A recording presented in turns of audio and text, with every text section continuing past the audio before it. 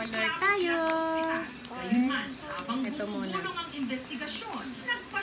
muna. Ang baby sa kabila ng kanilang mga pagdududa. Color Okay, color ako. Okay. Dito na Sasabit natin humingi yan ng tulong tomorrow. si April sa Ganyan na. programa Sige. para ipag-DNA test ang Believe lang, inuwi ha? ng sanggol. Panuorin niya ni teacher.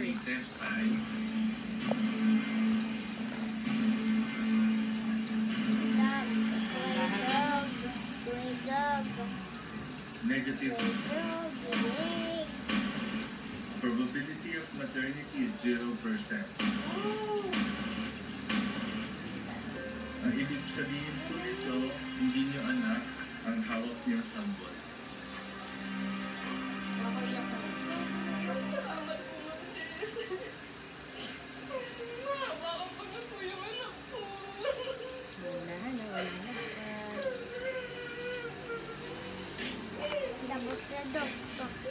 Tawag mo si Mami pag tapos ha. Ito naman yung next, okay? Okay po. Samantala, ang hinihinala nilang nakapalitan nila ng sanggol ang anak nila Margaret at Kim Jasper ng pamilya Mulieno na nanganak din sa parehong linggo sa pareho ring ospital. Laking gulat nila nung tinawagan sila at sinabing posibleng araw na nagka-baby switching. Bagamat ang pamilya Mulieno naniniwalang sanggol nila ang kanilang naiuwi. Gayunman, may teorya rin sila kung sakaling nagkapalit nga ang mga sanggol. Nagpapalit ako ng spelling sa crib niya kasi M-O instead na M-U na apelido ko. Maaari po na nung pinalitan yung sa baby namin, siguro po kuya pagod yung nagsusulat, instead na apelido po nila si Fiata yung inilagay or isinulat dun sa may tag ng baby nila, yung apelido po namin. At base sa DNA test, Ang results po nito ay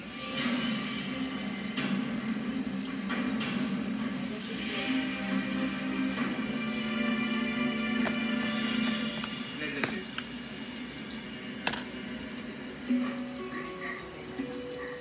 Probability of maternity is 0%. Ang ibig sabihin po nito, hindi po kayo ang biological mother ng hawak ng sanggol. Confusing kasi we firmly believe na wala namang naging problem sa hospital. The hospital should be held accountable. sa kauna-unahang pagkakataon, ipinasilip din ng dalawang pamilya ang hawak nilang mga sanggol sa isang isa.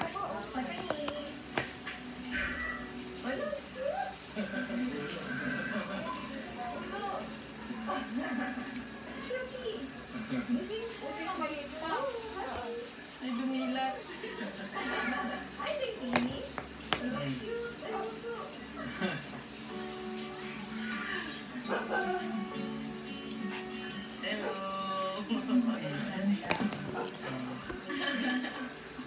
Matayan mo sila.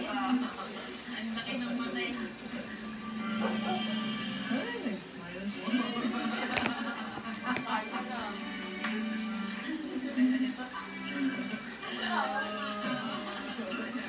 That's your possible parents. Mommy, April.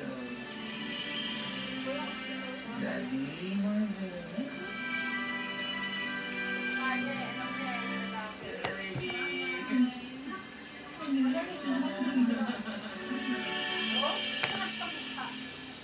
Ang H-Ville Hospital hindi naglalabas ng anumang opisyal na pahayag tungkol sa nangyari habang ang DOH o ang Department of Health iniimbestigahan na ang kaso. Plot twist na baby switching gaya sa telenovela ay nagkakatotoo sa tunay na buhay. Ang sanggol na kanilang naiuwi, hindi raw nila tunay na anak. Nalangkot ko din sa napanood ko. Katulad kong nanay, sa akin nangyayari, talaga namang matatakot ako. Nakarating na rin ang balita sa Department of Health na mag-iimbestiga raw kung may nangyari sa kabayaan ng ospital at empleyado nito. Suspend namin yung kanilang lisensya or dispose the fine. Binigyan namin sila ng notice of violation and then sasagutin nila yan, penalties ang office regarding violation to mga standard.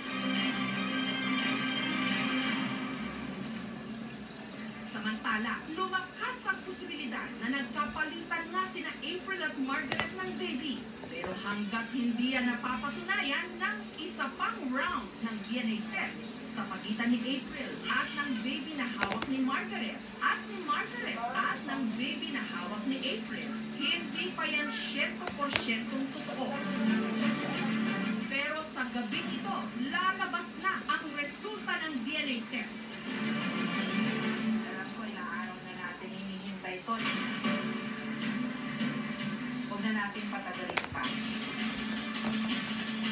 Results are Malalaman na natin ang katotohanan. Susunod na.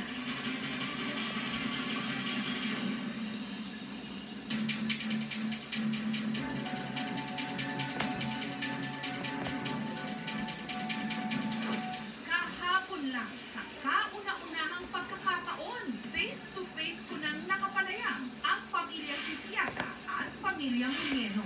okay naman po yung order po namin. Hopefully na positive din naman yung result na lalabas.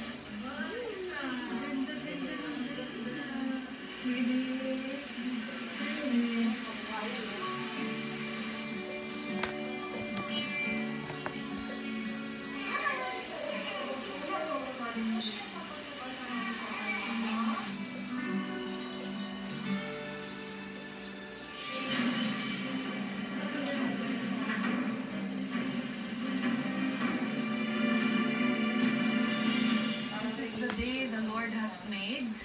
April, Marvin, anong thoughts and emotions going through you sa araw na ito? Masaya po kasi yun na, matatapos na yung issue po about sa baby na may babalik na po sa mga totoo nilang magulang. Din malungkot din po para sa amin kasi yung baby po na inalagaan din namin na isang buwan, nalalayo na sa amin. Pagising ko ng umaga, pagkasya ni Marvin, doon ko na-realize na matatapos na yung pag-aalaga namin sa kanya.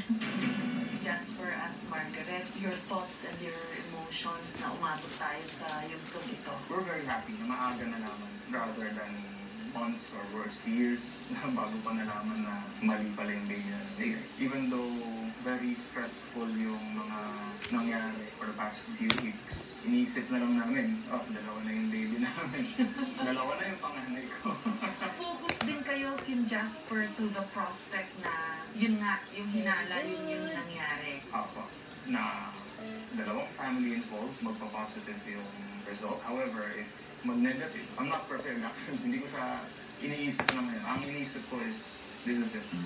Margaret, kinausap mo ba yung baby na nasa'yo? Opo. How did you say goodbye? Sabi ko, ayaw, malapit ka na umuwi sa parents mo. Umiyak siya. Siguro nalungkot kasi pinaprocess niya din. Kahapon nung maghapon, naglalambing lang din siya sa among salita. Parang ayaw niya na iwanan siya mag-isa sa kwarto. Tapos yung sinabi ko, magkikita pa naman tayo, nag-sad face lang siya. Ito po talaga yung pinakinaasahan namin na sana yun naman talaga para hindi na rin siya tumagal pa. Kasi very, very stressful po for everyone. Most especially kung yung isa nag-positive and yung isa nag-negative. Hindi ko pa rin talaga maisip. Kasi kami, yung mga viewer na, emotionally invested sa story. Ito kami rin. How much more kaya sa inyo? Paano nyo ba nakaya itong linggong ito na may parang tuntulhin nang inaantay tayong resulta? Medyo nahihirapan po ako matulog kasi na-excite, natatakot, kinakabahan. Pero pinagpe-pray ko na lang po talaga na sana ito na, last na to. Yung ospital ba, tumawag na ba ulit sa inyo? Yes po. Anong sabi nila? The hospital wants to give their apology to us personally as well as explain their side. April, mabuti na lang nakita mo na mali yung tag, no? Yung tita ko po, nakapansin, bakit iba yung birthday po dito sa tanda kasi iba yung name.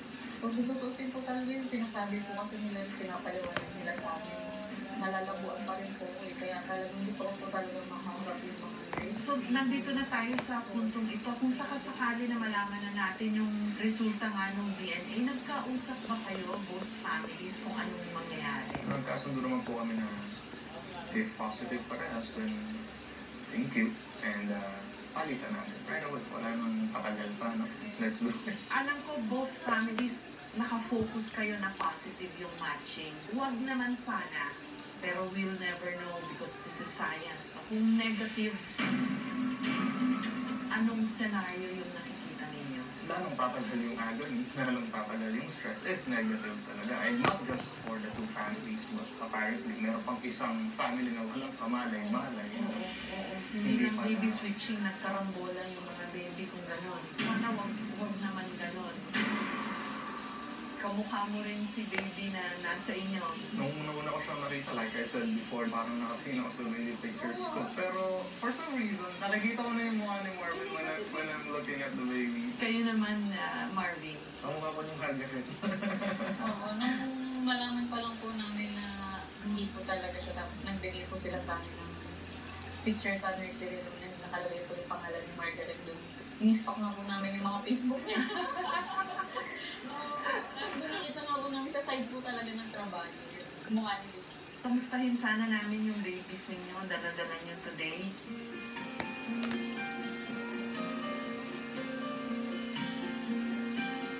Kamusta ang baby na nasa inyo, Margaret? Behave na siya. Medyo behave. Yung baby naman na nasa inyo, Sobrang tahimik ko. paano in April hindi ka nahirapan? Kasi ikaw yung unang nakaalam na negative, hindi kayo mag-ina ng baby na nasa iyo. Hindi ka nahirapan na alagaan siya na paano ba to? Nasa na yung anak ko? Sino ka? Hindi ka nagganon sa sarili mo? Hindi po. Kasi siyempre po baby po siya. Wala naman po silang alam din sa sitwasyon. Opo. Saka habang wala pa po yung parents niya, siyempre inisip po namin. Margaret, di ka nahirapan na nung nalaman mo negative yung results nyo, hindi mo baby yung nasa iyo? Hindi naman po. Kasi parang, syempre, alam ko naman po na naalagaan naman si baby ng maayos. Nakwento mo na sa akin dati, may lumabas na deficiency. Opo. Kung mag-match na yung two mothers and two babies, yung mapupunta sa inyo, Margaret, may something dun sa newborn screening na lumabas. Paano yun? Yung pamangkin ko din po may G6, So parang may clue ka pa pala, no? Kasi meron kayo sa family nung gano'n. Opo. Yung message niya daw sa baby, Margaret. Ayun. Magkikita pa tayo. Lagi. Ayun. Love ka namin kahit nasan ka. April, Love na love ka namin. Nagmamimiss ka rin mami. Sobra. Kasi ano eh. Sobrang bait mo. at dumating na nga ang sandali para malaman na ang resulta ng isinagawang isa pang round ng DNA tests. Tawagin na natin si Mr. Lazatin for the results.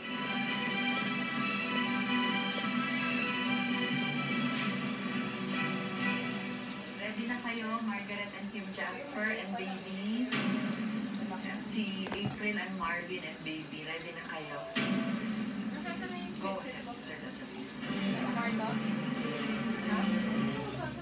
Ay, alam ko ilang araw na natin hinihintay to. Huwag na natin patagalin pa. Rainbow yun, kuya. For Pag the naging rainbow na. maternity test na ginawa Rainbow natin yung for color. Sige Margaret lang, okay lang. sa Tapos yun Baguio. Tapos yung may next ka pa. Sa Quiaca. The results are Meron pa. Finish mo na. May pera ka. positive na. Finish mo. Tapos yung next ka naman. Ang dami. Opo, sa'yo lahat yan. Tapos ka na ba? Okay. Di pa, di ba may sofa, i-chair pa nila. oh. 99.999% Good as 100% May chair. pa rin, Kulang Mr. pa yung Lazatin, chair. diba? Mukha. May Salamat. chair pa. Huwag na yung face. Okay na. Ito na yung chair, oh. It's confirmed the baby Tapos okay. and Sinong the egg face? course. Hopefully positive. Ano color yung face?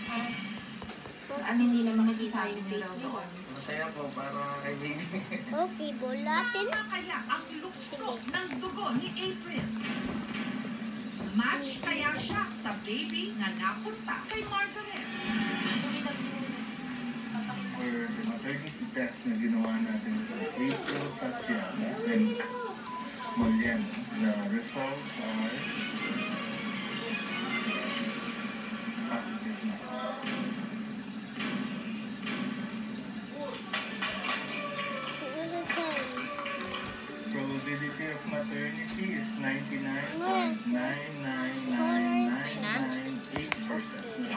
99.99998%. mo sa kanila. Ay, hindi pa tapos yung chair. Kulayin mo pa yung chair.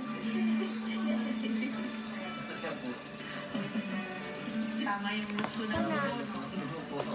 Ako po masaya Ano pa? kasi syempre, Kulay kung black. walang Asan na yung black malaglag? sa kanila si Ayo. Hindi, ito. Ang Ay, kumpirmasyon, sina April at Margaret, nagka-baby switching, kapalitan ng mga okay na sanggol. yun, mamaya So na. ngayon na Tapos alam mo na na yung natin crayons mo yung dyan. resulta, nakahanda na ba kayo oras mismo na magpalitan ng babies? Yes po. Opo. Can they just exchange their babies now, Attorney Sia?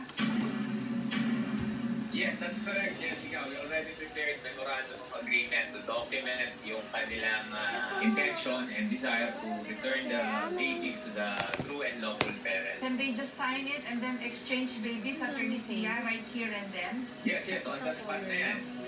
Saksi ang abogado, pati na rin ang representative mula sa Department of Social Welfare and Development.